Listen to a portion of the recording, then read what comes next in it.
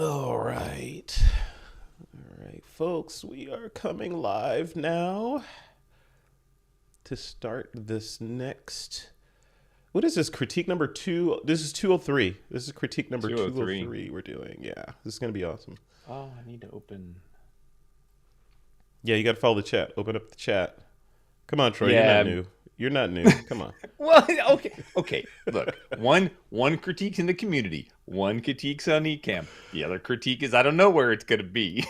Well, I mean, you know how I am. I'm an I experimenter. You know. got to find what works correctly, and the only way to do that is to jump into the pool and experiment. I mean, what folks that are listening and watching this, what Troy's talking about. So the TWiP community is hosted on Circle.so, and Circle added a feature that's kind of Zoom-like that allows you to do meetings and webinars, kind of ish. But there are some rough edges there in terms of a lot of things. So we tried it out one week, and it was mildly successful, I'll say, which is another word for saying a failure, I guess. Mildly successful in failure. So anyway, we're back here to streaming this live on YouTube, which I think currently is probably going to be the best solution for us, especially if we want external people to be able to see this, right? So this is our one to many stream, and then we do, of course, our private meetings and stuff inside the community that you have to be a member to join up for. But we're here. Troy, it's Halloween, man. What are you doing? Is that your I'm wearing costume? orange. Your hat? Is that what it is? I'm in. I'm in. That's it. That's it. You know what we did Yeah. last night? We did I'm what you cannot do anymore, and you're gonna be jealous because your daughter is grown and out of the house. Mine, we sat around the table and carved up pumpkin. You know, we did the whole, the traditional nice. thing, not the let's go buy a store bought one and with a plug it in thing. Got a big old pumpkin that we got from a pumpkin patch in Half Moon Bay and carved. She drew his face, and Dad carved out the holes, and she scooped all the Nice. guts out. It was good. It was good. Nice. Yeah. So we Nice. had That's fun. great. I think Kira and I carved pumpkins once. Really? And then we never yeah, we never did it after that. We It's don't put them out. tradition. Like we Tradition. don't do Halloween. Yeah. So Yeah, we do. We put a bunch of gourds on the porch and throw them away a couple days after Halloween. Like the one we just carved, obviously, he's got a shelf life of probably another day, and he goes yeah, away. yeah. Garbage day here is Wednesday, so he's going in there. One day, and we'll start, folks. Sorry, we always digress like this. We'll start just a second. One year, I was like, okay, let's be smart about this.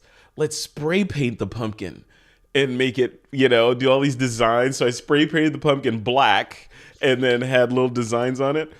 You can know where this is going. This is Northern California, Valley, heat, right? So imagine a pumpkin sitting on the porch, painted black for days. Oh my gosh. It Well, looked that's a great fine. experiment. I'm going to tell you, it looked fine. When I went to pick it up, that thing just melted into nothing.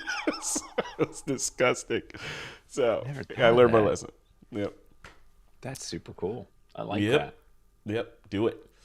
All right. Who's in the chat? We got Jim Peters in here. Phil's in here. What's up, Phil? James is in the house. La Dude Arena. Karen's in here. Work picks. Mark's in the house. Good. Good. All right. You ready to do All this, the Troy? important people made it.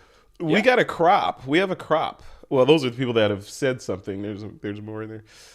Yeah. We got a crop of images to go through. So it's a lot. I We think this do. might be a record. I think this bears out every now and then I do a survey to the TWiP email list, about what do you shoot, what's your genre, yada yada, all these things. And the genre question is always completely lopsided with landscape. Like Yeah.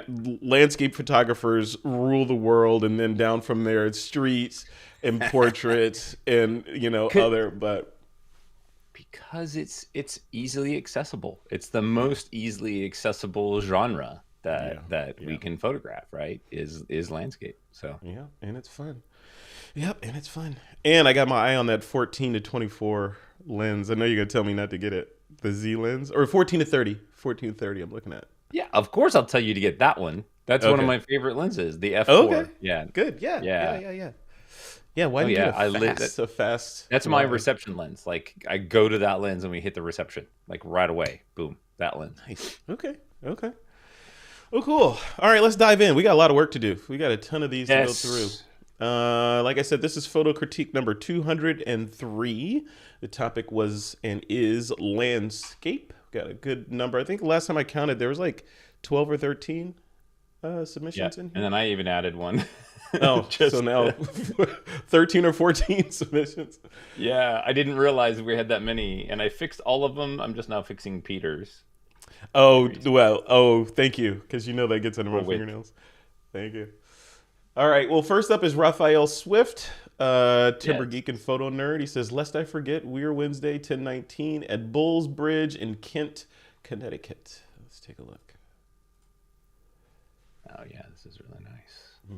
See, that's that That the wide angle lens. You know, I'm inspired. What's driving Phil Lewenthal is driving me and inspiring me to finally get that wide angle because the sequence was.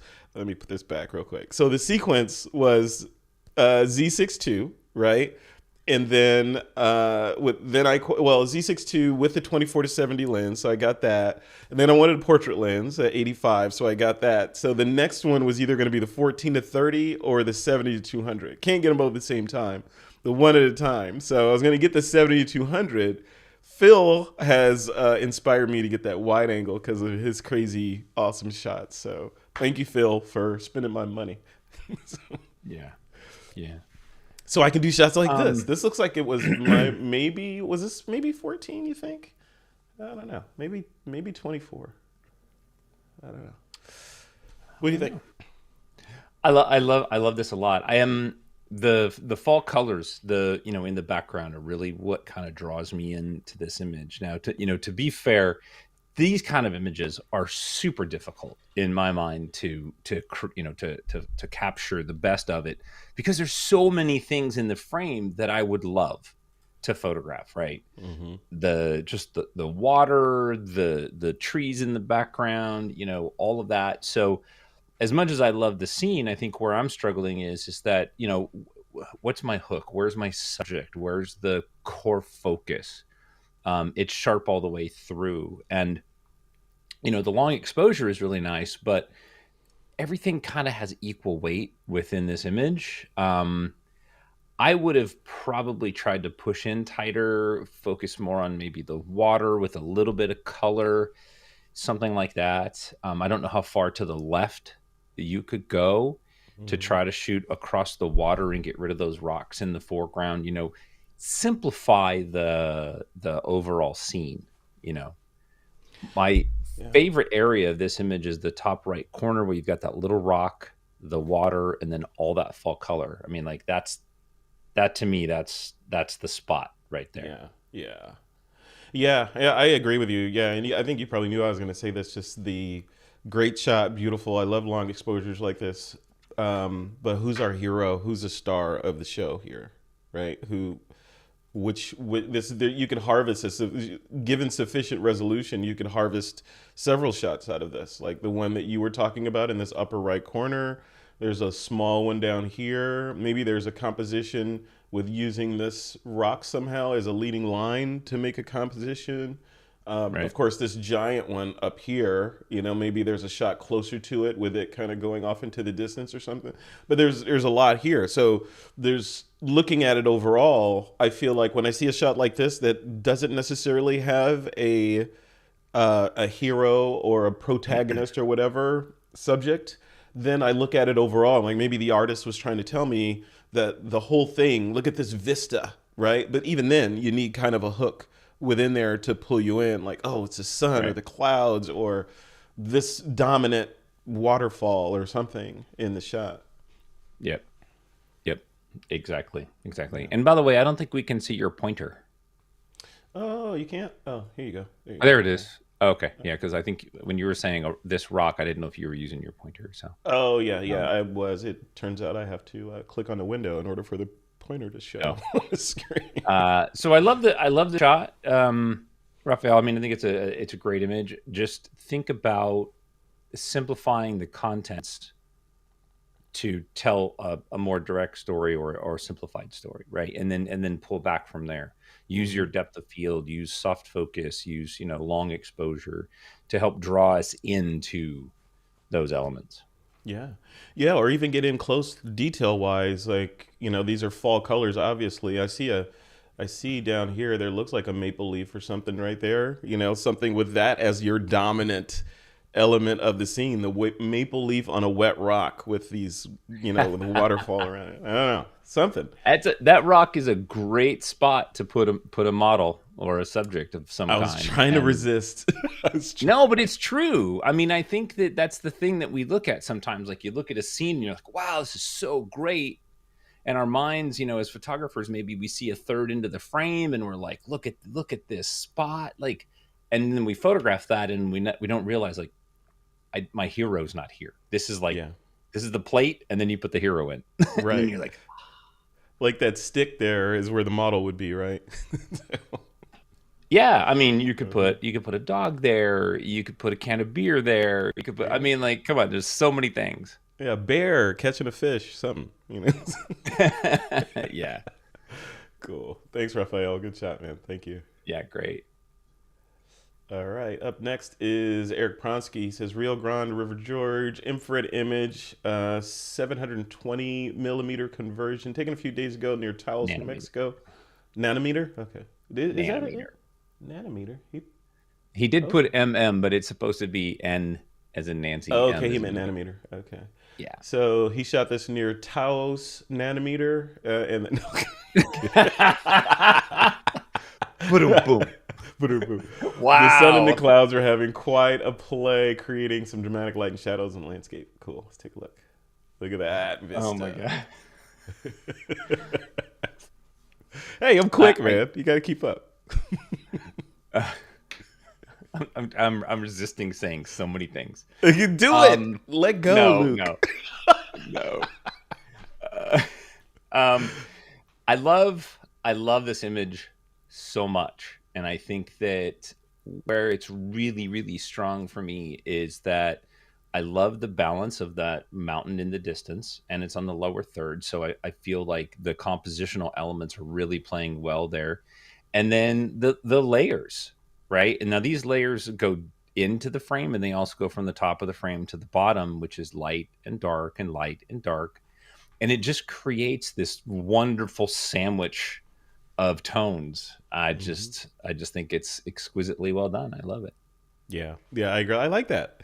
A wonderful sandwich of tones. That's great.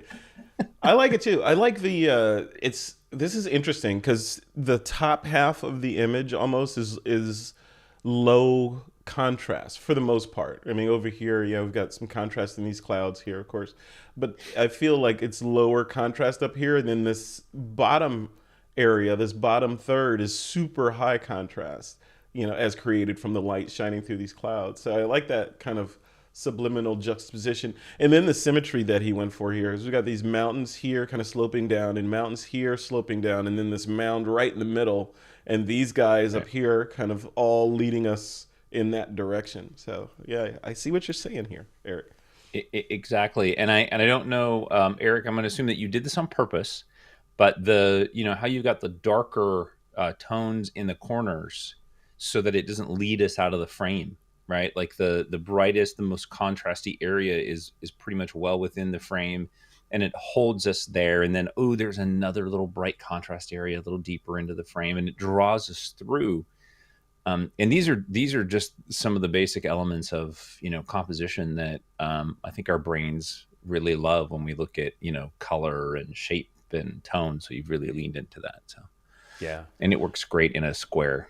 You know, How do you think this would print? Do you think this would print okay? And how do you think it would place in competition?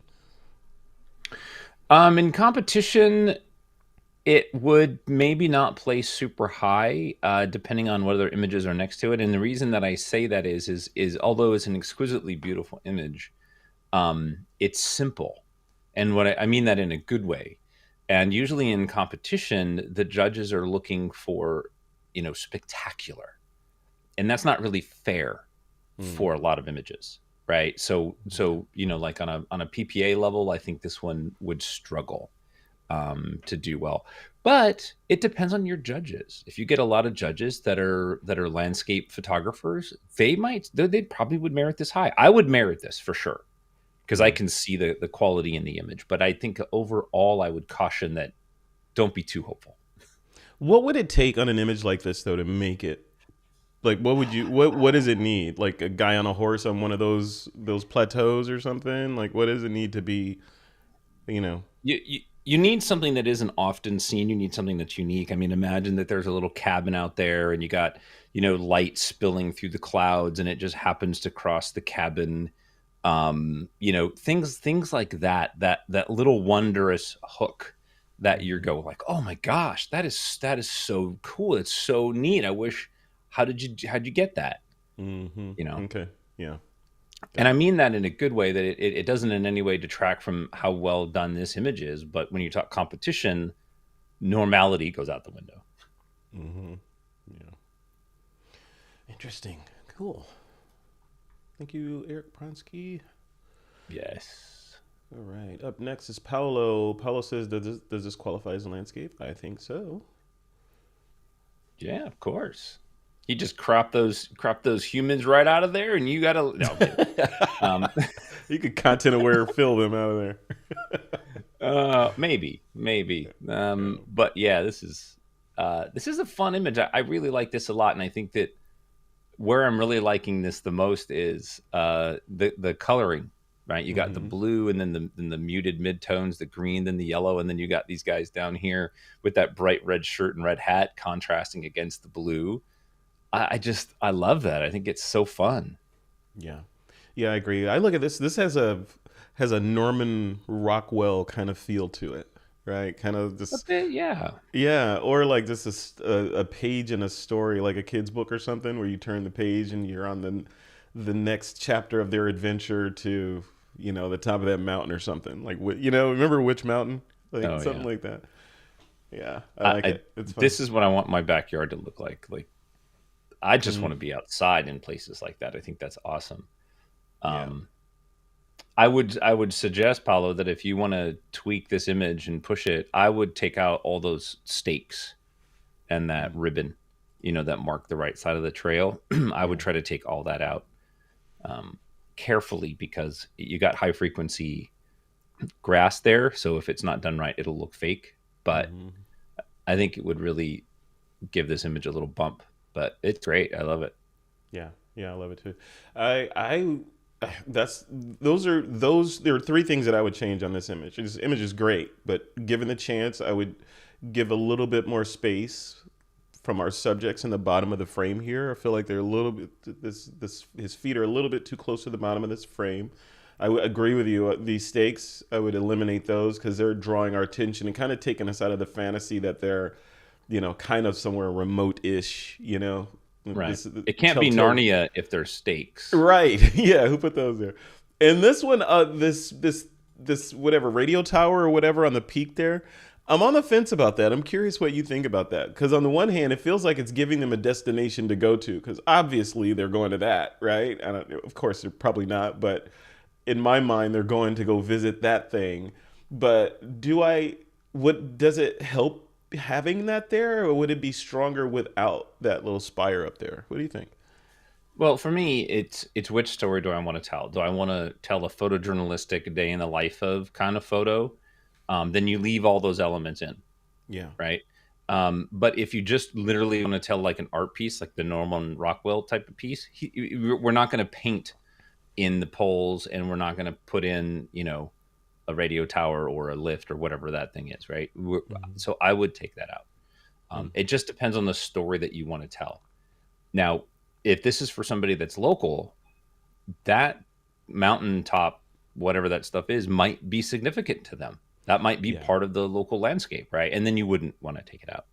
Yeah. And I'm going to go out on a limb and say that is important because in speaking with Paolo, I mean, he was at the last critique, and some of his work is very, it's very tied to the location. So, like, Yeah. ordinarily, you wouldn't know that there was significance to that building over there. But if you were from there, it's the reason people travel there, that kind of thing. Yeah. So I Well, I that's a have a feeling. chairlift. What's a Yeah. what? Yeah. It's a chair. It's a chair lift. There's chairs. There's a lift up there, so it might Yeah. be like a people might ski from up there. So Oh, okay. Okay. Awesome. I did that with my super macro eyeballs. I just zoomed in. Did you? You had a Z3 firmware update in you? All right. Up next is Nora's Monotonous. He said, "Going where the road takes me." Yes. Look at that. Dang, all these amazing locations makes me not want to be in my chair anymore. And with Right? that, I'm out. Yeah. See ya. Boop. I'm gonna go outside and sit in the grass. Um, wow, I'm really digging this. I, I want, I wish that the horizon wasn't so much in the middle, right? I Like knew you I were going to think say that. That's why I didn't say I, anything. I was waiting it for just it. I was waiting because for it. you saw my hands, you saw me cropping.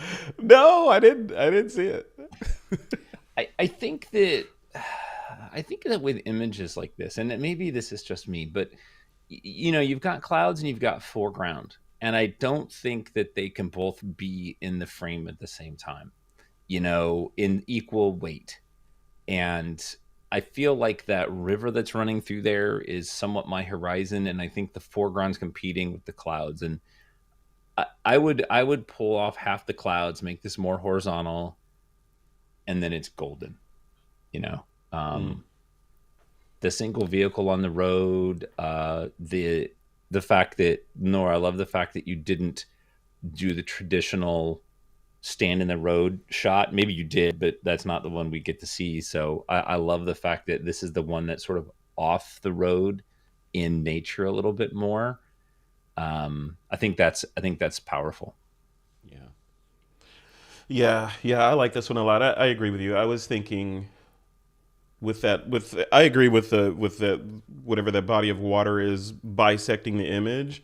So yeah, I would want to avoid that. And I was thinking, could you avoid it by Nora getting lower, maybe into that trench or something, or using like who's our hero? This is the same kind of question we had with Raphael's image, the first one. Who's the hero of the shot? Is it are we meant to take it in the overall thing and judge it on its grandeur in its entirety, or is there a subject in here? And if there's a subject, is it those hills? Do you want us to look at those clouds more, or the Hmm. foreground, because they're almost equal on stage here? So somebody has to take a step back, and how do you make them take a step back? You either get low and emphasize this foreground, maybe crop off some of that the sky, and then we have our leading line into the hills. That's the story, right? Or get more Right. sky into it and crop off more of the foreground and have it, okay, look at how heavenly these cloud formation looks,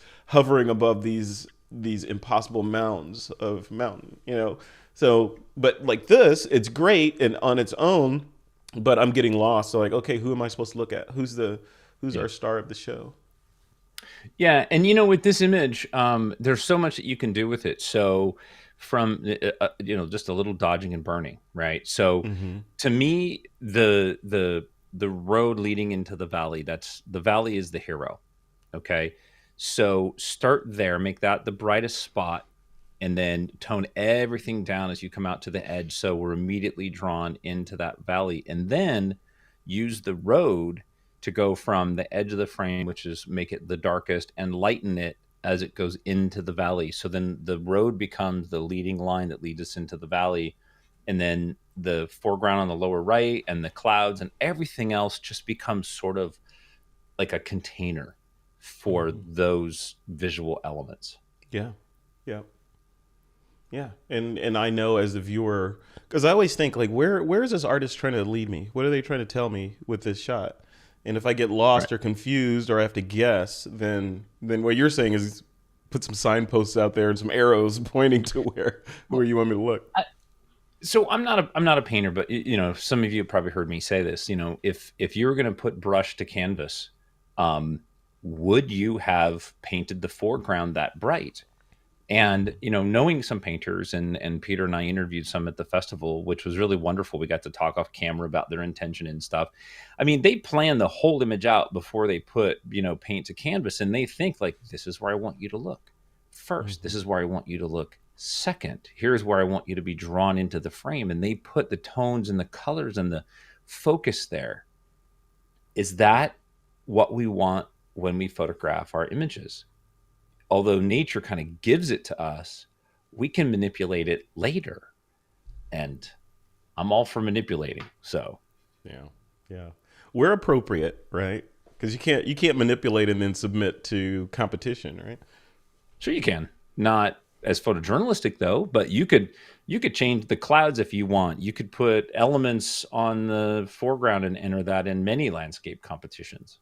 Really? So you could throw Yeah. a hot air balloon in here and submit it, and you wouldn't get in trouble Yeah. for that. Well, again, it depends on the competition, depends on the rules. But I'm going to tell you that most of the images that you see coming out of competition, state, national, local, are so heavily manipulated that they are not what the photographer saw. Wow, interesting, Yeah. interesting. Yeah. That's a whole nother topic. You just can't trust anybody these days. All No. right, all right, Nora. Thank you. Beautiful, beautiful. I like the tonality too. It's very, Yep. it feels Irelandish. Irelandish. Irelandish. Craig Stampley's up next. Desert Oasis. Look at that. Trying to wrap my head around. I mean, I know it's a waterfall and stuff, but the rocks are lumpy. they're they're like lumpy and bulbous, and Yeah. I think that's kind of cool. Um, this is one of those kind of shots where Craig is intentionally drawing us into the lower right hand corner, which is that's the main subject, and in the background, the waterfall and things like that tends to be less of our main subject. And intentional or not, I feel that that's how it works because it's softer back there, it's darker, the foreground is crisp and sharp, and it's a little bit brighter. Yeah. Yeah, it's very Yeah. very interesting. Yeah. Yeah. This is really interesting, and this brings up that whole argument of. I think there is no argument just about long exposures. Like how long of a long exposure is enough, and how much is there such a thing as too much here? And I feel like this one, I like this amount of long exposure. I like when things kind of stretch out in time and draw and kind of remember the whole time travel thing. It's just Yeah. that whole idea of using time as an artistic element, which we do as photographers anyway. But obviously, like here, your eyes can't perceive water looking like this. So I My eyes, tend to. by the way, my Oh, eyes you're can't. well, I yeah, because I you got can't. those Yeah. you got those George glasses. So To answer your question, is some I think is too long, for a long exposure. I do think that there is times when the exposure is either it can be too long, and this might be a good example. I know some of Phil's images would be good examples. Is that if you've got a lot of water moving around, right? You got a lot of atmospheric spray. Shorter exposures are going to allow you to kind of make them crisp, or maybe see the rocks behind that sort of little bit of spray. But when you mhm, do a long exposure, it obscures a lot of those details if you go too long, right? yeah, And so you got to kind of find as the photographer, like, okay, do I want the little bit of water to block everything that it's in front of, or do I want to see through it a little bit? And you got to kind of find that balance. I think not knowing what this looked like, I mean, maybe a little shorter would have given us some more detail in some of those areas, but it's like the longer you go. I mean, obviously, the softer it gets, but the less action you get. It's almost counterintuitive, right? If you go slower, you can feel that water bouncing off the rocks and how aggressive it is in carving this rock into what it's ultimately going to be. Then when yep. you stretch that exposure out, it feels much more gentle and it's not really changing anything. It's just flowing. It's just flowing. Well, if you take the little rivulet of water that's to the left of the main waterfall in here, okay, and Yep. it's very soft and subtle, and we can kind of see what it's traveling on. Now, Yep. if you would have done this exposure for I'm going to exaggerate, like 5 minutes, right? That whole area would be probably be a white ribbon Hmm. because there's enough water going in front of the rocks, that it would just obscure it over time. So, what is your intention? How much detail do you need to see? Yeah, Timber Geek says the cotton candy effect. Yeah. Yeah. Um, so when I do long exposures, I always look at that and go, okay, what elements in the image do I want to be long? Do I want to be soft? And what elements do I want to try to maintain? Knowing the faster moving water needs less time to blur, the slower moving water needs more time. Where do I want to draw attention? Mm-hmm. Mm-hmm. Yeah, yeah. And on that, to Mark's point, Mark or WorkPix 360 says, "I love the mystery Craig's shot creates." I do too. Yeah, and in the end, that's what you're going for, right? I mean, Right. you want to create that mystery. You want people to kind of hover on the shot and take it in and figure out what you were doing. So here's a pop quiz for you, hot shot. Who's the subject of this shot? What's the subject, or is the whole thing the Well, subject? well, there is no whole thing is the subject.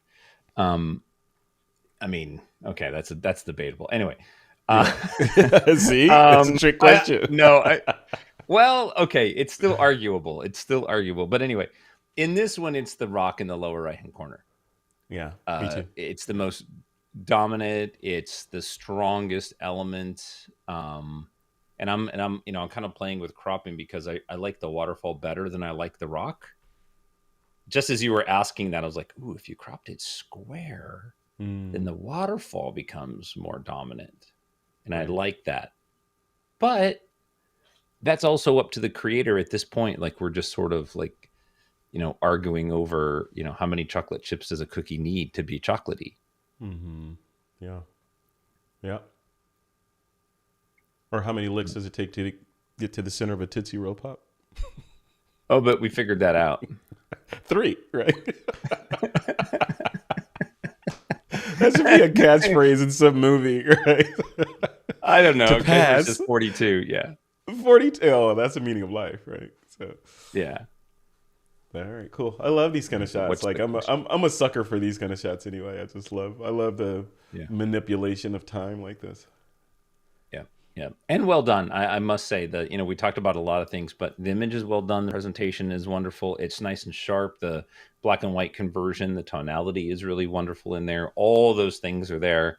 So that's why we didn't bring them up, right? They're all nearly perfect. We're just really Yeah. sort of talking about like composition, what's drawing my eye, where do I want to, all those things, Yeah.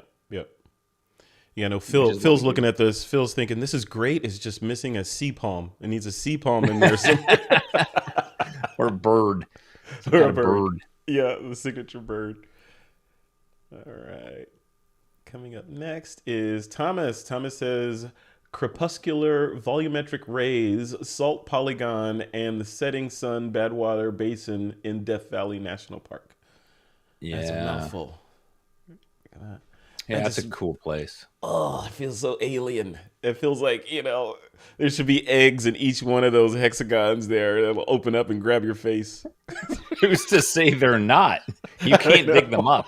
It's It's, protected. That could literally be an alien nest bed right there. We're it like, totally oh, how could be. pretty. Uh huh. I Yeah, want let to me reach touch. in there and Yeah. touch this.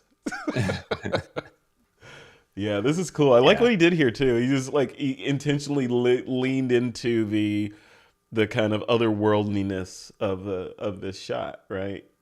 Even in the color, Yep. the color toning is a little bit kind of greenish. It kind of lends itself greenish, reddish, brownish, which is kind of alien.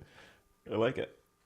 Yeah. I always have to like take a step back from places that I know really well because it doesn't look like this. It's not green. Like the green tone doesn't exist on those things. They're pretty dominant white. Like they're rather bright with a lot of browns and stuff. And so my first initial is like, oh, maybe too much color, maybe, but I love the experimentation and the treatment.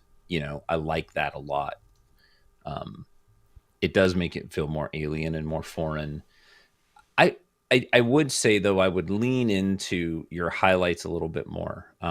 It looks to me like in the top half of the image, where the rays are coming through and you got that sunlight back there. don't be afraid to let some of that go to nearly pure white, right? Let it go specular. It's the sun. It's okay. Lean into that a little bit and, you know, play with that and see how that looks. But I always like to see the sun being the sun, right? Not trying to Yeah, push it down. absolutely. Now you And then say there's, you've been to Death Valley, right? You said a couple yeah, times. yeah. Yeah. Mhm. Have you ever seen those mysterious crawling rocks? The raceway? No, I've never made it out there. Oh, okay. Yeah, I'm curious. I'm curious. No, no. Now that it's not a mystery anymore, so it's okay. So, Oh, what was the no. solution? I don't know. I must have missed that Oh, there's a episode. guy. His name is yeah. There's this guy. His name is I think his name is Ted. They call him Teddy. All the locals call him Teddy. He goes out and he moves the rocks for the tourists. I don't believe it. You're lying. You almost had me. You almost. Am I? You are. You are. If anybody in the chat knows why those rocks in Death Valley kind of make their way across the desert Nobody floor, knows. yeah, They have theories. Nobody knows. Just leave it a mystery. I want to know. I hate mysteries. I want to know. It's the wind and the rain, and it gets slippery, and then the wind moves the rock. Like, just stops. Just leave it alone. So then, Yeah. why are these hexagons here? Why do you know? Well, I think it's they're not hexagons. They're egg shaped sacs. Well, actually, you know what? These look like sacs that have hatched. Right? These would have been bubbles. Here we go. Yeah. Here I we don't go. know. I have no Yeah. idea. Yeah, the littered human remains are just off camera here from the aliens It that is. gestated. It is Death Valley.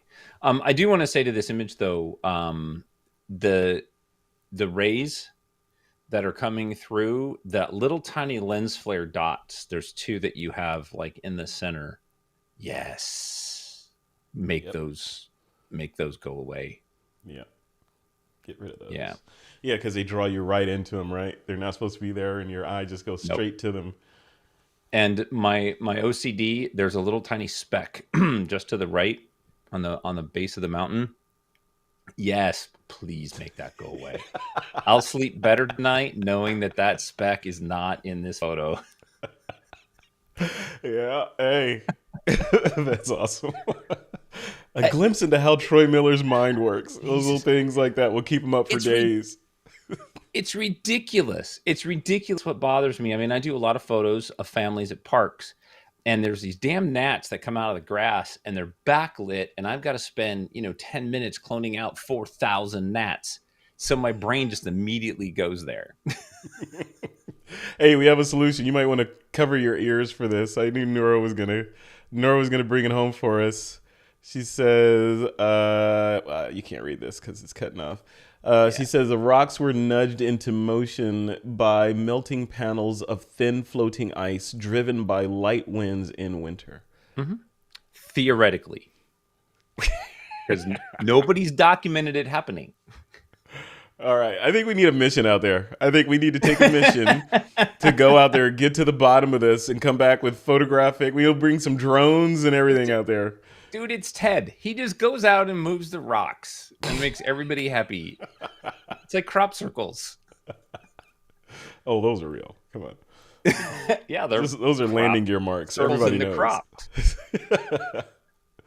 All right, Thomas. Thank you for that. That's awesome. And again, great. The whole idea is to spark conversation and keep people on your image for as long as possible. You did it. Yeah, well, that's not hard for you and me. Right. I know. Squirrel. All right. Oh, look at this. Phil's up next. Phil Lewenthal. He says, a little turbulence. Look at that. I like it. These shots, Phil's shots are always like, where's the Kraken? The Kraken should be rising slowly up out of the water, because someone woke him up. Yeah, so I mean, images like this is, we've touched on this kind of stuff a lot. I mean, I love Phil's images, but I think that we have two heroes in this shot. The lower right quadrant and the top left quadrant. We've got a palm in the bottom. If you divide it, right, the bottom left of the dark rocks, there's a little palm. If you do the top left in the left corner, there's a palm. And I feel like they're both fighting for my attention, which maybe that's your purpose, right? So I kind of see two distinct images in here. Um, and this may be one of those kind of images to kind of talk about whether the long exposure was too long, because Yeah, yeah. so much water has come into the frame on the left that it's kind of washed out the details on the left, right? It goes And misty, so right? yeah, so how much detail do you want the palms on the left to get? The longer exposure, right? The more water, the more that they disappear in the cotton candy. So Mm-hmm. Mm-hmm. Have you ever seen someone do long exposures like this and then composite them together, Troy? Okay, I really like how the water's falling on these rocks up here, so I like that length of exposure. But down here, it's going a little foggy, so let's do a second exposure that's shorter, that gives us more motion over here, and then maybe something different, and then kind of bring them together in Photoshop. yeah. Have you ever seen that? Yeah. Oh, yeah. I've done that. I mean, I've done that a lot. I mean, Oh, okay, it's cool. like when you're doing, yeah. So let's say, like, for example, let's say you want to do a shot where you get the clouds are all wispy, but maybe you have some grass and trees. And to get the clouds wispy, the grass and trees are just going completely blur and you don't want that. Right. So it's focus stacking basically, or time stacking. Yeah. You just do a Timbergeek couple says different time. shots and then, Timbergeek says time blending. There you go. yep, Yeah. yep. Yep. And I think Interesting. it's a really powerful technique and one that you can, apply in a lot of places. So Yeah. Really cool shot.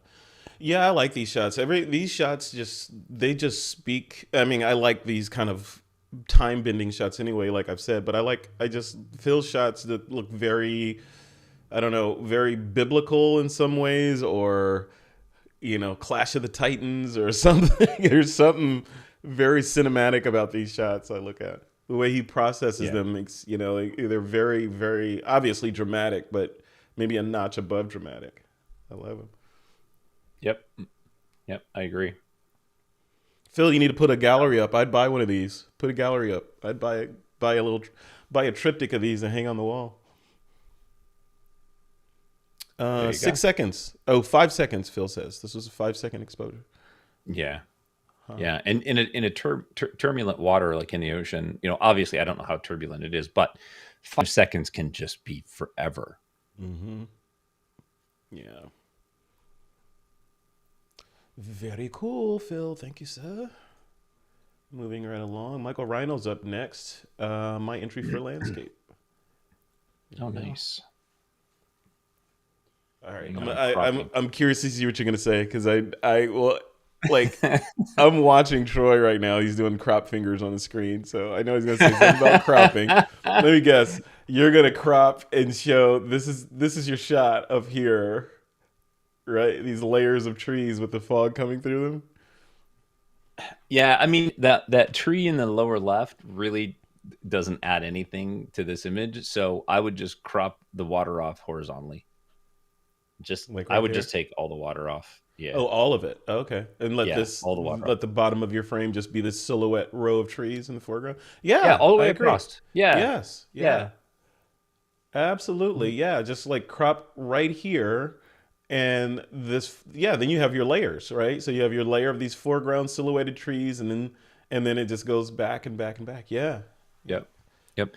Now, something that's interesting with bodies of water, depending on how active the body of water is, because looking at long exposures, if you do a long exposure, you can actually get reflections off of water that doesn't look like you could get reflections off of because the water is disturbed, right? Mhm. But Mhm. but because if you do a long enough exposure, the image will eventually come through as long as it's not too turbulent, right? Yeah.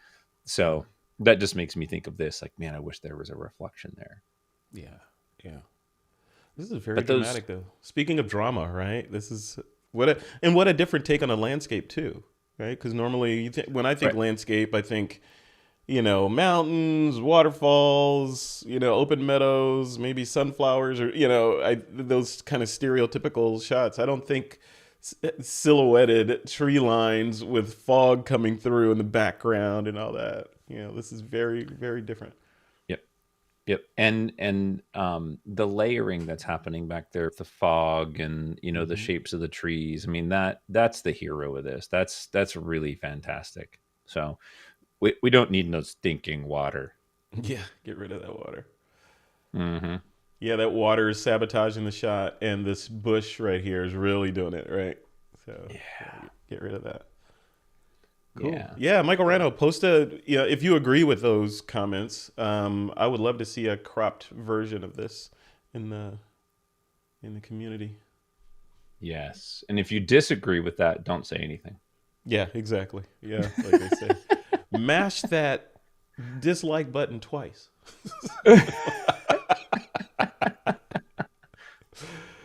All right, Michael Rhino, thank you, sir. And up next is Tabitha Silver. All right, Tabitha is a smug mugger. Hey, look at that. I see. Nice. Look at that. Nice, nice, nice. Yeah, this is what a wonderful perspective this is. Mm-hmm. I like it. You want to be there, don't you? Um, oh God. I just want to be now I want to go ride my bike. I just want to go up in the hills and disappear and go eat an apple in the woods.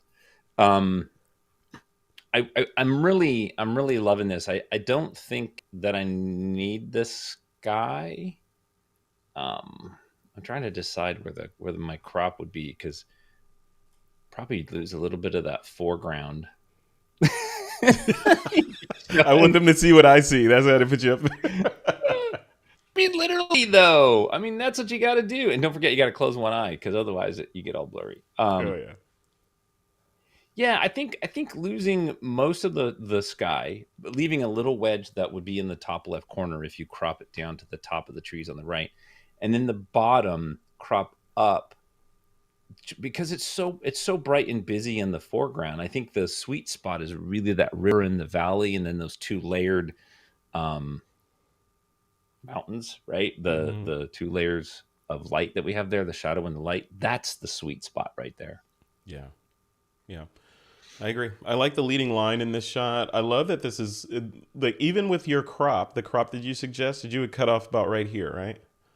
Yeah. Right at Yep. the top. Yeah. So if she cropped off this top part right here, then basically the shot becomes a bunch of triangles because you got this Right. triangle here. You'll have the sky triangle there, and then this triangle on this side, and our brain will think like, oh yeah, there's something Yep. pleasing about this. I just can't put my finger on it. Right?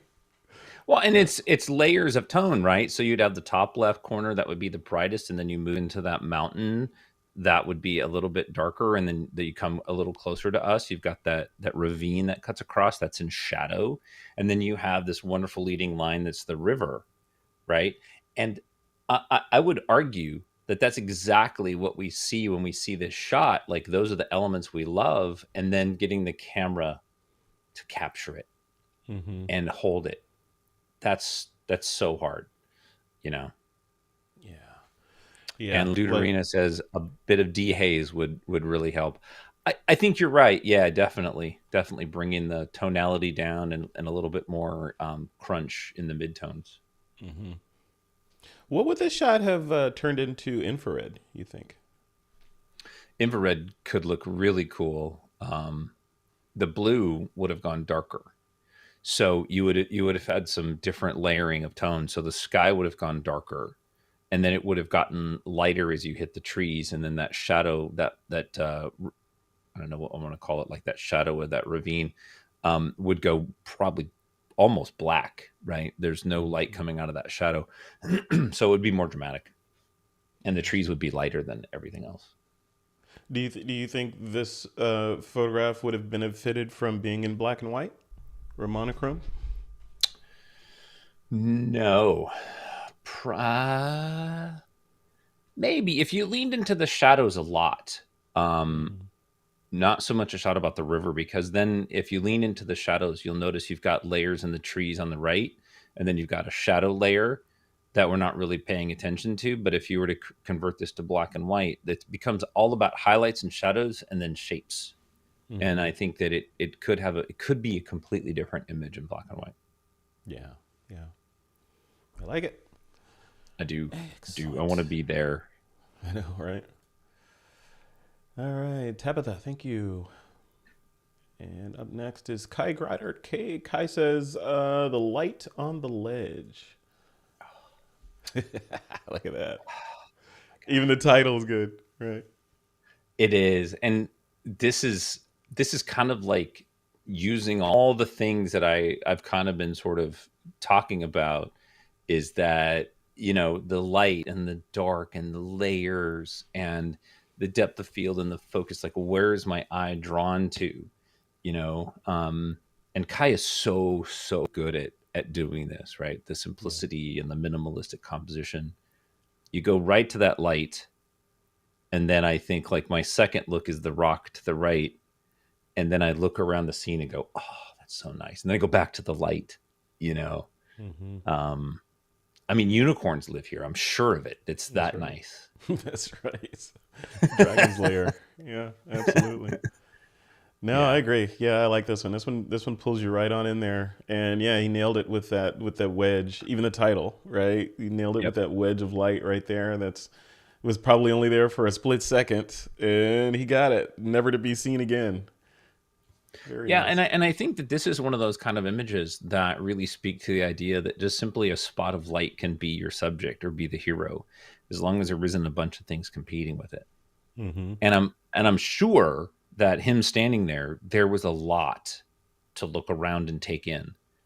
The discipline and the skill comes in being able to extract this view out of everything that you're seeing, right? Yeah. And it's almost Mm-hmm. not what you photographed, but it's what you didn't photograph that matters. Yeah. Yeah. Really, really And this would nice. look great in black and white or color. Like Mm-hmm. you don't have to debate which one is which. It's all personal preference, but there's a lot of positive elements in color and in black and white. It's almost monochromatic as it is. Yeah. Yeah. And like we used to say, he left a lot of space up here for text. Right. This would make a great ad for REI or something. Yeah, yeah. Text partially obscured by this foreground rock element is like, REI Halloween sale. Or Don't you wish you were here and not at your desk? exactly. Yeah. If you had made better decisions, you could be here right now. Oh my god. If you hadn't been such a loser in high school and you went to college and got that degree your mom told you about. You could be here right now instead of looking at the photo from your cubicle.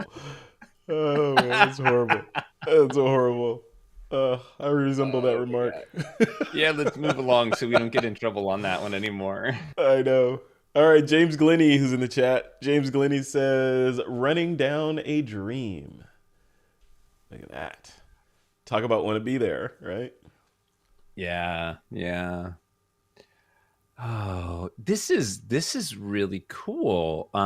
There's just enough motion in that water to kind of create that reflection, and give you a sense of that extra smoothness. Um, I really like this. I think what this image needs is it just needs some dodging and burning, Yeah. to bring us through and follow that river and exit to the right. Yeah. The Hmm. left is a little too competing, right? Give us a little bit more of a path and a tunnel. Yeah. Yeah. It does draw you in though, right? It feels like the viewer is moving with the water in kind of this direction in there. It's like Right. that. Yeah. And I Right. look at it like, I don't know. I like this just like it is. Like I could see this hanging on the wall somewhere, and this is very clean, but I feel like I want to see, maybe it's just me. I mean, obviously it's subjective, right? But I'm like, I want to see a canoe in there or a float or something this smooth area. I don't know. I don't know. There's something. Something. Maybe a I rock. I don't know. Yeah, I don't disagree, but I think we see that a lot, right? Yeah, maybe And that's why my that's a brain is going there. It's trying to fill in that pattern, that trope. yeah, and I think really the hero of this image is that sunlit rock on the left, but it's overexposed. Hmm. The reflections on the rock are overexposed. So, Hmm. bring the tonality of that down. Let the river become a second and third hero in the image, right? And use that element of the highlights and the rocks on the left to draw me deeper into the image, and then follow the path out to the right. Yeah. because if I'm out hiking and I come across this, I'll be like, this is great. I want to see what's around the bend. Yeah. I want to go there. And that's what, we can do with that. I would also make sure that you crop it, take the top off so you get rid of that sky. Okay, so bring it down. Yeah, that makes it even more intimate if you bring that down. Would Yeah. do you think this image would benefit from a subtle vignette? Well, yeah, I mean, yes, definitely. The dodging and burning element is where, we're going to use the tonality to draw us through the image. So, yeah, the top left corner, the top center, and you layer it, right? It's all about layering the tones, but not just a simple vignette. But yeah, the premise, definitely. Yeah. Yeah. So interesting. So interesting. The tools that we have today for shots like this, they're just getting better and better. I spent a couple hours last night looking and playing around in Lightroom and looking at the new sort of masking tutorials and stuff that they're doing with the HEIC files that come off of your iPhone, and being Yeah. able to leverage the depth data while you're, during your edit for masking or isolation or those sorts of things. It's just magical. If we ever get those tools for quote proper cameras, it's just insanity. Yep. Yep. Love it. Yeah. Good job. Yeah. This is a kind of image that would be really fun to do a demo on, how you would edit it, because there's so many things that you could do to really change the power of this image. Mm-hmm. Yep. Love it. Love it. Love it. All right, Mark Charette. Of course, Mark has to be the outlier, Mr. 360. Putting in this 25 gigapixel image. But look how stunning that is, though. Yeah. See, again, this is like you don't get to see these every day. And if you were to see something like this printed and framed in in an installation where it made sense and you had enough wall to do it, this would just blow your socks off. This is crazy. Yeah. Yeah. And I'm not even going to comment about the dust spots in the sky because the image is just so wonderful. So passive. You gotta say that with a little nasalness. You can't just say it. You gotta put some nasal in there. Not even gonna comment on those dust all spots. the dust spots. The dust spots are We won't fine, talk but I'm about sure you didn't have time to get those out of there, Mark. I only go there first because I know how meticulous Mark is about building his images, so I have to tease him a little bit. He is. Um, He is. these, okay, so beautiful image. I love the light, the dark, the light, going horizontally, sort of that horizontal transition of, sunlight to shadow. And then you've got the clouds and stuff in the middle. I think that's super wonderful. When I look at an image like this, the thing that I think about is just like, how do we get to enjoy this? I can't put it on my watch face. I can't really put it on my phone and enjoy it in its splendor. We just, when it comes to like 360s and big panos, and we just don't really have an easy way to see this image, Right. aside from walking into a gallery and seeing it printed 100 inches long. Or in the Zuckerverse, when that shows up, you put on your headset and go enjoy the image and looking at it kind of in real time. But yeah, you're right. There's no path of least resistance to viewing images like this. Mark, I'm curious what you think about that, because they have to have the right tools to be able to see this, and they have to have electronics in order to enjoy this image, especially if you're going to render it as a 360.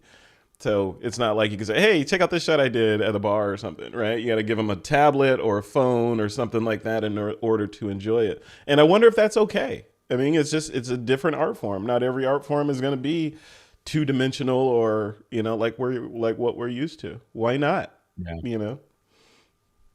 Yep. Yep. Yeah, Yeah, Mark says we says need more. Yep.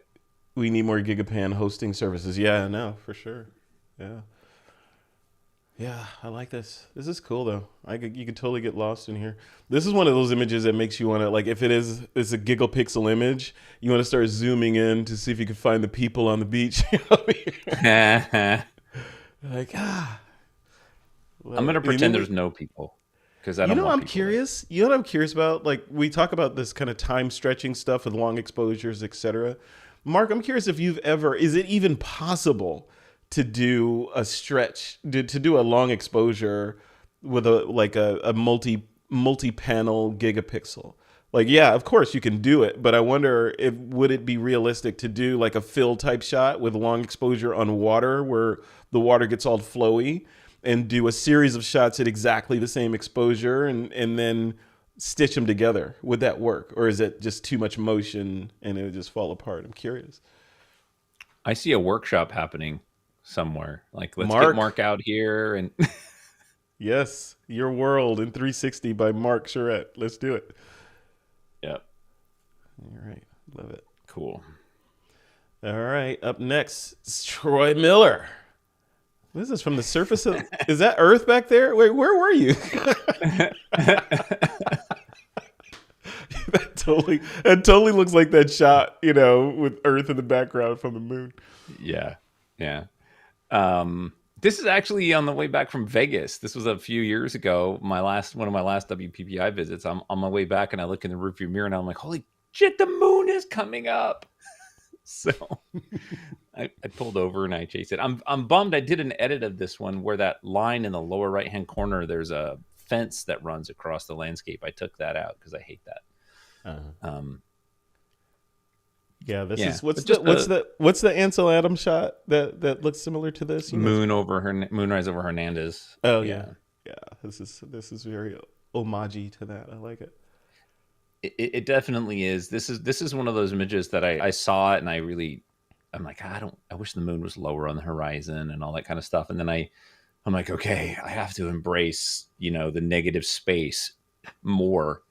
And so I really ended up liking this. I like the shadows in the clouds in the lower left, and then the moon, and then the layers of tone. That to me, that's just, I really enjoy those things. So that's why I like. Yeah, I like exists. the stark black line back there. It's very mysterious. In the background, we have this foreground. If you wanted the moon closer to the horizon, why wouldn't you just move it? Like, is that a philosophical kind of, I'm not going to mess with the pixels, or what? Oh no, I'm happy to mess with the pixels. Like, I have no problem with that. This was, but I do try to compose in camera to get the best element. And after I looked at this later, I went, I'm okay with it. I like it. It's good. Yeah. Plus, if it was lower, it would be a little bit bigger, and it might be shrouded in some clouds, which I was kind of hoping for. But no, I'll move it. Like, I don't care. Yeah. Yeah. What did you shoot this with, if I may ask? Was this your Sony or the Canon? Yeah, this was. I'd have to pull it up, but I think it was like the Sony A7R Mark II that had converted to infrared at the time. Okay. Yeah. Really nice. Really nice. Love it. Love it. Yep. All right. And to be fair to Mark, I found a dust spot. Like, damn it. Oh wait, where is it? Let's call it out. Where is it? I don't see it on my I'm not display. going to tell you. If you can't find it, I'm not telling you. But I found Oh, now it. I'm looking. Is it this thing right here? I don't know. No. Okay. Wait. Now I'm really gonna zoom in and find it later. So It's above the mountain ridge on the right, just to the right of the last little cloud, right there. right here. Yep, right there. Oh man, yeah. Yep. You got some eagle eyes there. I don't know. It's awful. It's a curse. Yeah, if you had printed this, and if you had printed it wall size and found that, you've been It's there before, right? I know. Yes. I know. All Yeah. right. Karen Sweeney's up next. She says, a photograph of photographers photographing the landscape. Nice alliteration. I love it. I made it panoramic on purpose because I didn't want it to be all about the people in the shot. Yeah. Nice. Yeah, that's Yeah. great. Yep. And I was gonna say that I love the fact that there is so much landscape around them. Now, if you had done a long exposure to get them, Yeah, you'd have to have a conversation with them. It's like, okay, guys, you look great, but could you just not move for 6 seconds while I do this? Well, okay, so this is one of those kind of shots that we talked about before, right? Like, if you're on a tripod and they walked into your scene, Yep. you do the long exposure, before or after they leave, right? And then you could kind of stack them in there just enough to make it look natural. Mm. And bravo. But I love the candidness of this. The horizontal composition, a little too much greenery on the right for me. I might crop a little bit of that off, but Yeah. and just to get them out of the center. Yeah. Yeah, I like that. But that's Yeah, very that's cool. interesting. I didn't think about that. You could totally, do that long exposure and then composite them in later relatively easily, right? Yeah, and I have a shot in Morro Bay where I was photographing the waves coming in with Morro Rock in the back, and then this surfer walked through. And as the surfer walked through, the exposure was too long for him. So I just quickly changed the shutter speed, and then I layered him in there later. So he's slightly blurred, and then the water's really blurred. Hmm. But I don't That's tell cool. anybody that. Just you guys now know. Yeah, telling all your secrets. I like it. I Yeah, like Karen it. said she was hand holding this. So yeah, so that would be really tough to do. Yeah, no, for sure. For sure. What else would you change? So you would lose some of this bush. Would you just crop it out a little? What about the stuff on the backpack here? Would you leave that in there, or is that Yeah. messing with the shot photojournalistically at that point? Yeah, photo. I mean, I love everything about the image. I would just not have them so much in the center. I would probably crop a little bit off the right, or even you could even take a little bit off the left, just to nudge them, in the frame one way or the other, just to kind Mm. of create a little bit more dynamism. Is that right? Yeah, Um, that'll work. in the shot, yeah, Yeah. or not. Just leave it the way it is. I like it. Mm-hmm. I like Mm-hmm. it. Very nice, Karen. Very Definitely nice. definitely go back there with a tripod and hope people walk in your shot. Yeah, exactly. I mean, it's a good experiment too, just to just to try that. Even if you just go out there just to get that tool in your tool belt. Like, I'm gonna try to mix a long exposure with a short exposure and see if I can do that. Yeah. Mm-hmm. All right, Yep. Karen. All right, Peter. Oh, wait. I have to fix this. There we Oh, I go. fixed it. You didn't refresh. Oh, let me refresh because I don't want to miss anybody. Let's I think see. there's only two left. Okay. Let's see. La la Yeah, la we la could la skip la. Peter's image. Yeah, let's just skip that one. Let's see that. All right. Wow, we did a lot. Look at all these. Yeah, we have a lot. This is great. And more Yeah, and after there's one that. more. Jim's is in Ooh, there. Yeah. yes. All right. Peter Levshin. Look at this. Where is this? This is Utah. Is this Utah or Arizona? I don't know. I know it's one of the slot canyons. I don't know. Oh, I don't go in the slot canyons. why not?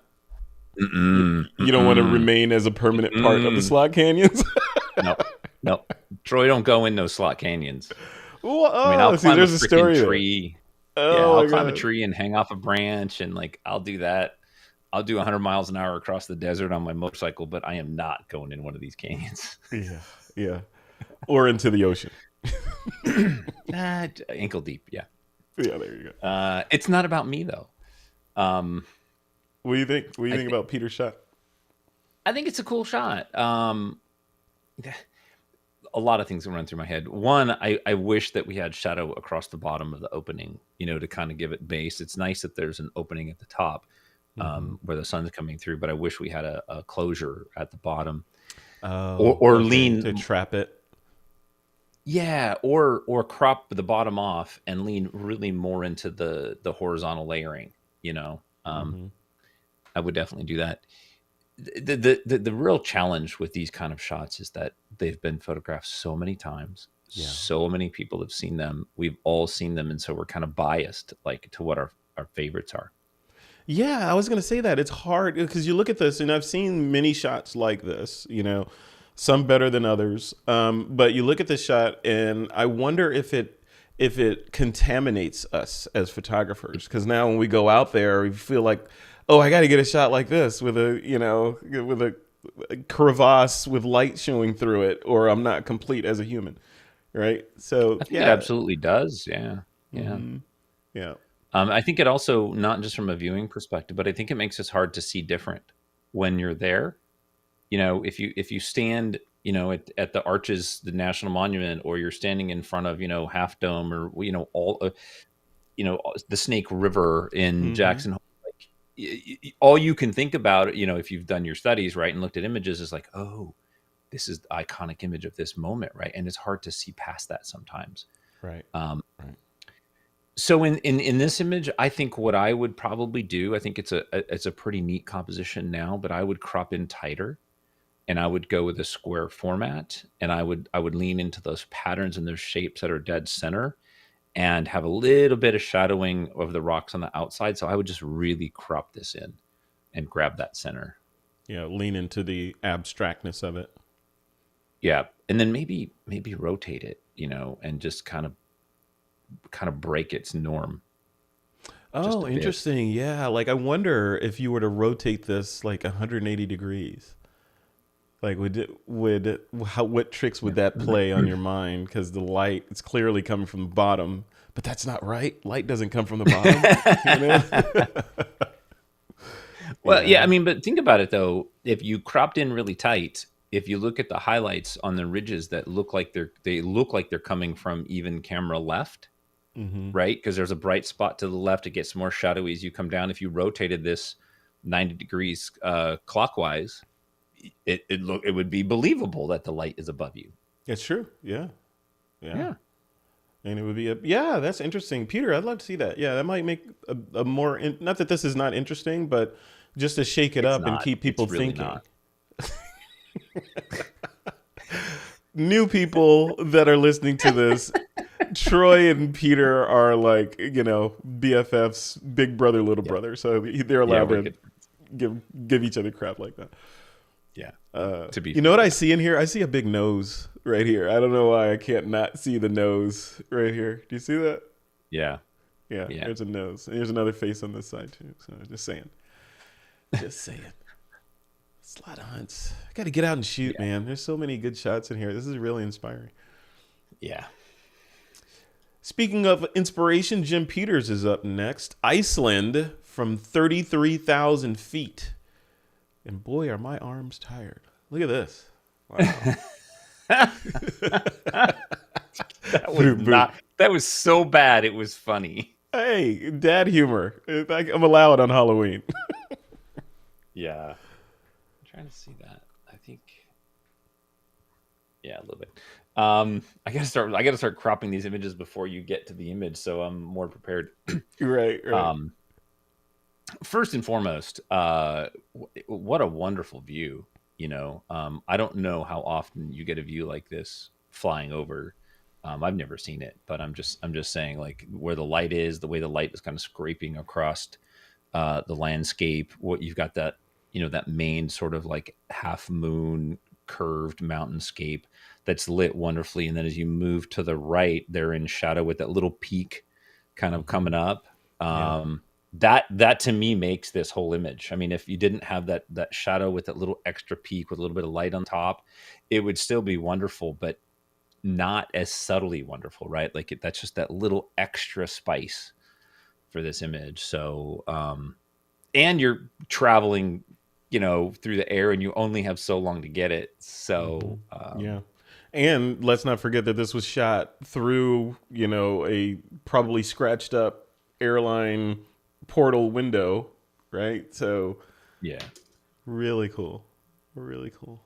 I like this. yeah, There are no words. There are no words. This one's amazing. I love the crescent shape, like you said here. Just this whole crescent here. I love that. yep, And it just pulls you in because it's making me think like, okay, that's there.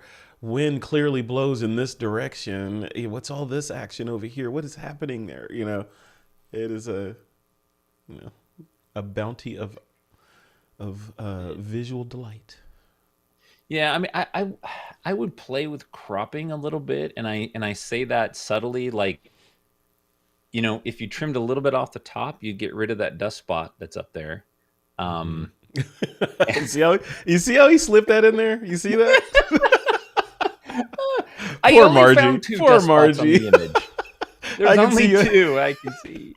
I can see you eating at home. Yeah, this steak would be fantastic. I mean, I know some people like salt, but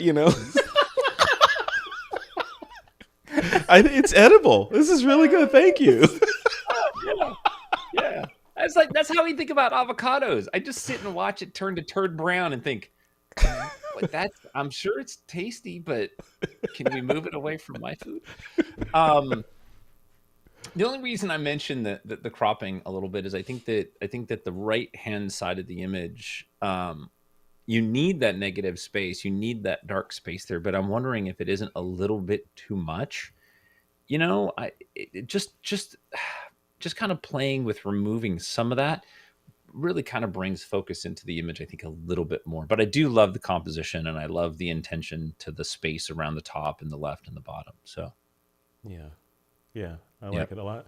Yeah. No, excuse me. I like the simplicity of just a single, relatively thin black border around it, because that traps it in there, makes us feel like we're looking through a portal down, and it's playing off these darker tones in the image too. So I Yeah. know you always say, it feels like it finishes the image and traps the image, and this is a good example of that. It really does feel like that. Yeah. I don't feel Yeah. like it would have felt as finished without that border on it in this case. Yeah. And definitely fix the dust spots. Oh, I found three.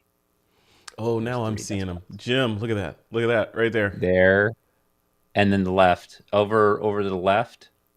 Look Left, there. left, left. Keep going, keep going, keep going, keep going. Stop. Now go down. Down, down. Oh, There. right here. Oh, wait. Yeah. No, up.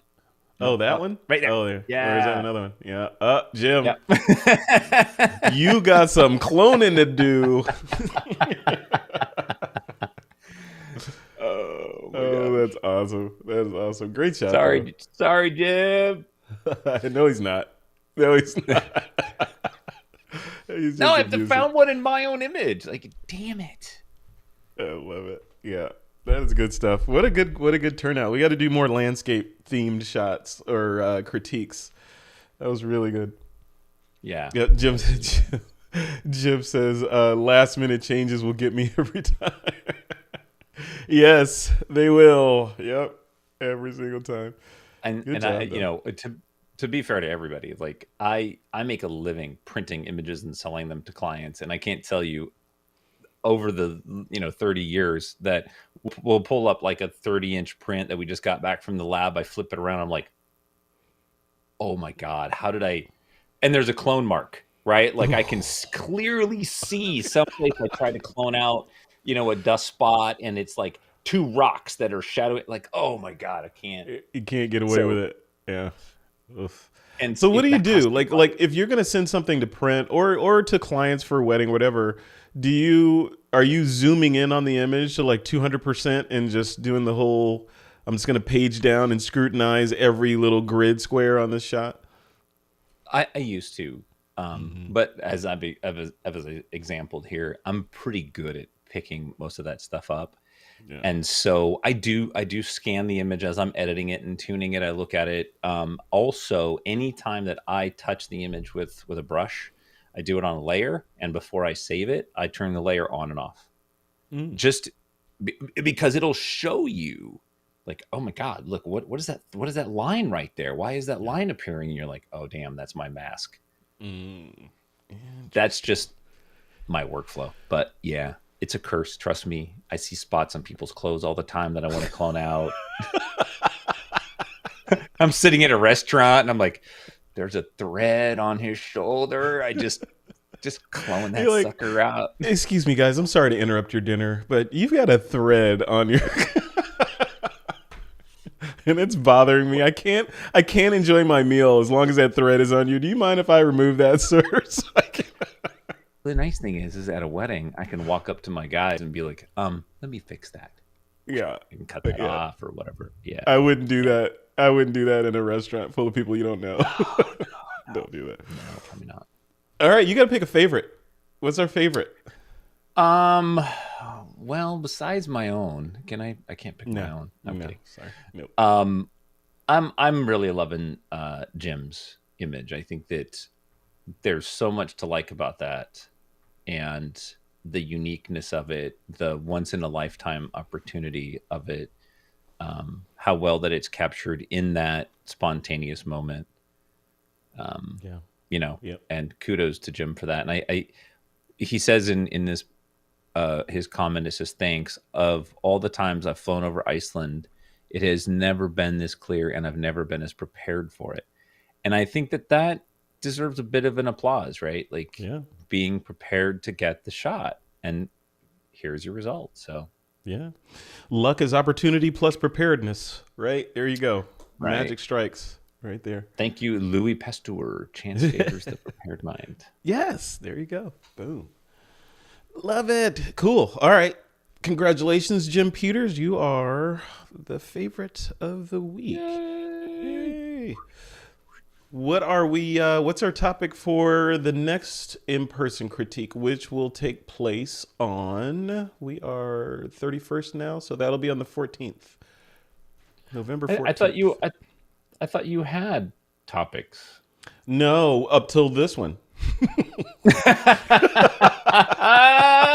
That was weeks ago, man. I queued it up. He's on the spot. Wait. Cue the Jeopardy music. I don't have the Jeopardy music. I got 3 good ideas. Oh, bring it. I only need 1. Yes. Well, give me all 3. I'll cue them up. Well, what about insects? I think we need to lean into some insects, right? Bugs. Insects or bugs or critters, it could be butterflies, could be spiders, could be, cat, whatever, Life probably. forms, like non-mammalian life forms. Well, no, that could be anything. No. Let's make it. Yeah, it's got to be critters. Yeah, more than 4 legs. Karen says macro. Although I'm thinking more specific though, because if we do macro, it could be anything that's small, and I think it would be fun to see images of the same. Oh, wait, genre. no. She's saying it's up on the site. Oh, am I mistaken? Oh, Maybe is you're off it? the hook. Let me look here real quick. Hold on. I don't know. I can't find anything on the site. I don't know where anything is. Oh, it is macro. It's in. If you click on, let me show you. Let me educate you, Trey. So if you show me. If you click on, where are we? Why is it showing that one? Look at Karen, Rick, Jim. They're all like telling you how your website works.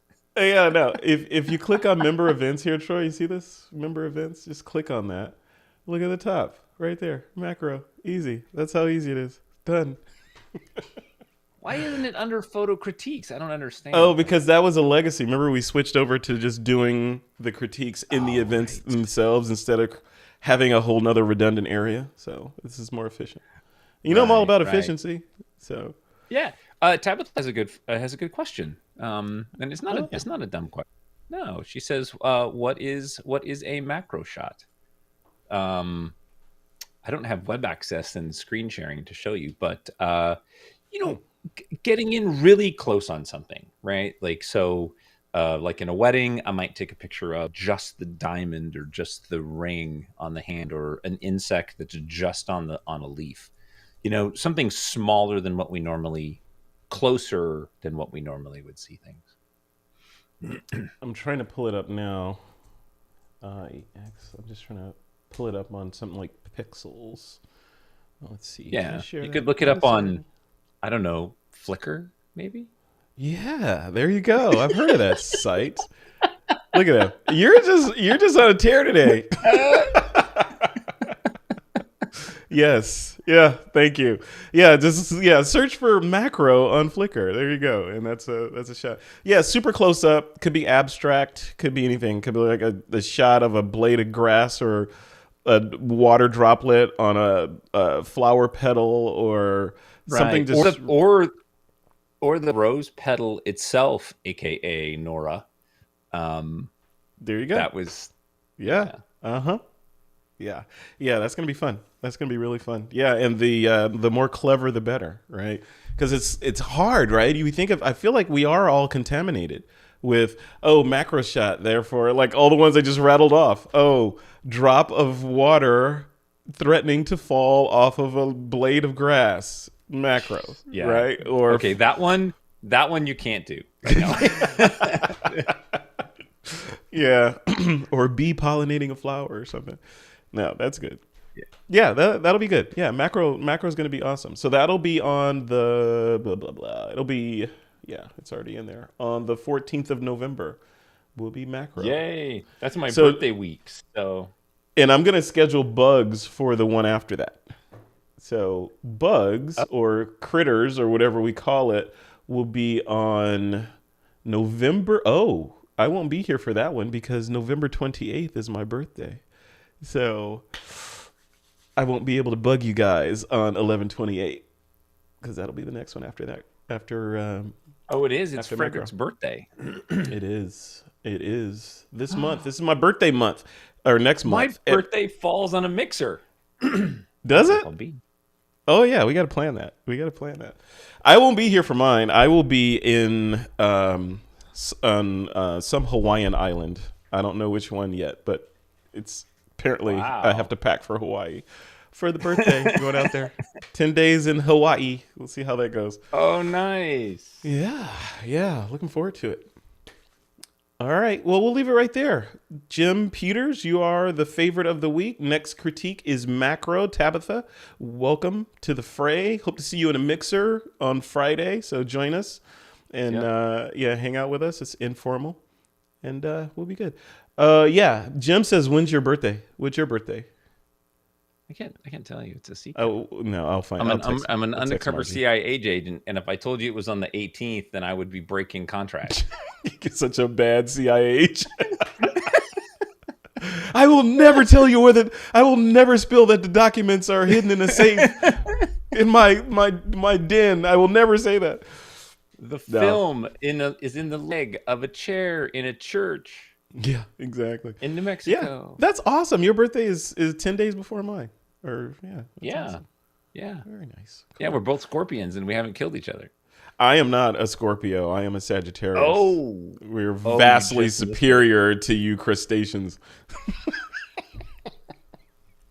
or All bugs or right, whatever you call all right. You make believe animal. Yeah, you go on. You go on. You don't know if that's true or not. You don't know. You haven't been to every universe in the multiverse. There could be unicorn somewhere. There could be said Pegasus. You know what? You know? I watched Doctor Strange. I understand how the multiverse works. I got to Thank figure you. it out. It's not Thank that you. hard. It is. Yeah. It's infinite. It's infinite.